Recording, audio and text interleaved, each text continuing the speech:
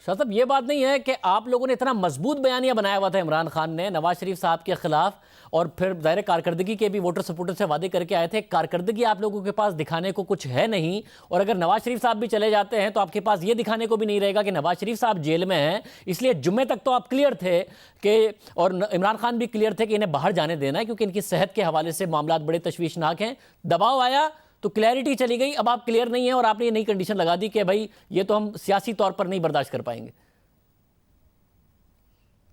मैं आज भी क्लियर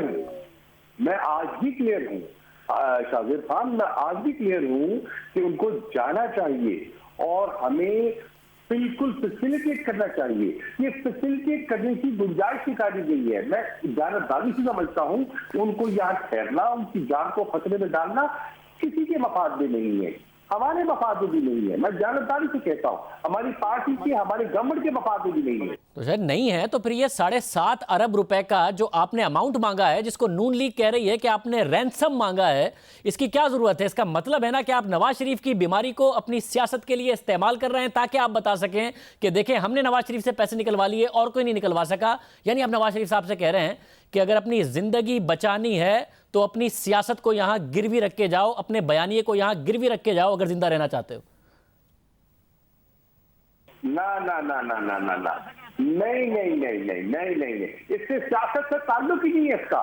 ये सियासत से आप उसको जोड़िए ना।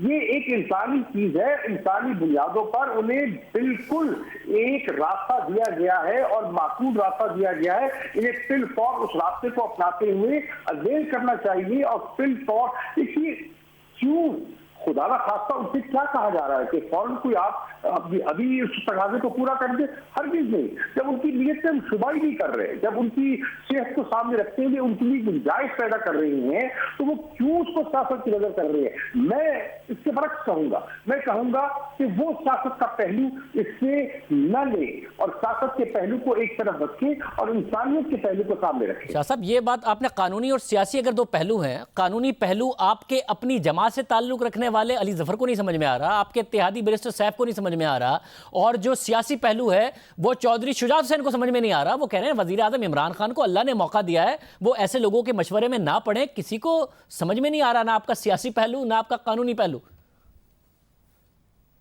चौधरी शुजात साहब, देखिए, चौधरी शुजात साहब बहुत वजादार और बहुत अच्छे इंसान है।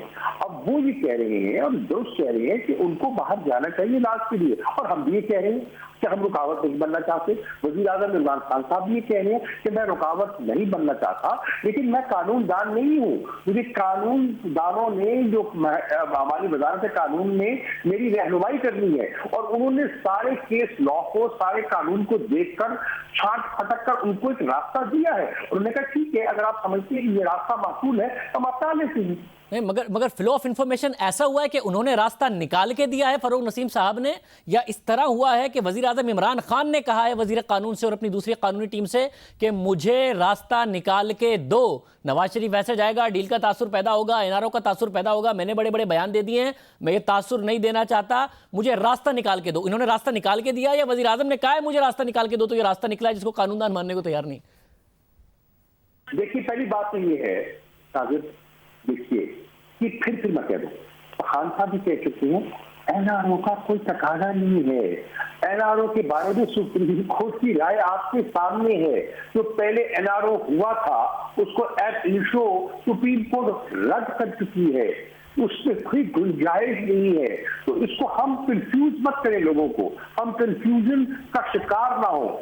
एनआरओ का सवाल ही पैदा नहीं होता, कानून उसकी इजाजत नहीं देता, किसी को अख्तियार ही नहीं है उसे देने का। सुप्रीम कोर्ट में फैसला मौजूद है, सुप्रीम कोर्ट की नजर हो जाएगा वो फैसला। तो एनआरओ या डील का तो सवाल ही पैदा नहीं होता। अब सवाल ये, ना एनआरओ हो सकता है ना डील होनी है, तो फिर उन्होंने बाहर जाना है। तो बाहर जाने के लिए रास्ता क्या है? ये रास्ता तलाश किया गया है, उस रास्ते को फिल फॉर अवेल करें और उनकी जान से न खेला जाए। खासा भी जो बात आपने अभी अवाम को और मुझे बताई है, आपने इसी अंदाज में वजीर आजम को बताई है कि भाई आप क्यों अपनी तकरीरों में कहते हैं मैं एनआरओ नहीं दूंगा, आप एनआरओ दे ही नहीं सकते हैं, अदालती फैसला मौजूद है, क्यों ऐसी बातें करते हैं, ये तो मुमकिन ही नहीं है, क्यों करते हैं? ये बात आपने वजीर आजम को इसी तरह बताई है? देखिए, सुप्रीम कोर्ट का इससे फैसला है। वो ये कह रहे हैं कि मैं एनआरओ नहीं दे रहा, अब दे सकते नहीं है। देखिए कानून का एक तकाजा है, कानून के तकाजों को सामने रखते हुए हमें आगे चलना है ना, हम कानून से बाला तो नहीं है। बहुत शुक्रिया। शमीद कुरैशी साहब कह रहे थे वो दे ही नहीं सकते एनआरओ। अब वो उम्मीद करते हैं वज़ीर आज़म को भी ये बात बताएंगे।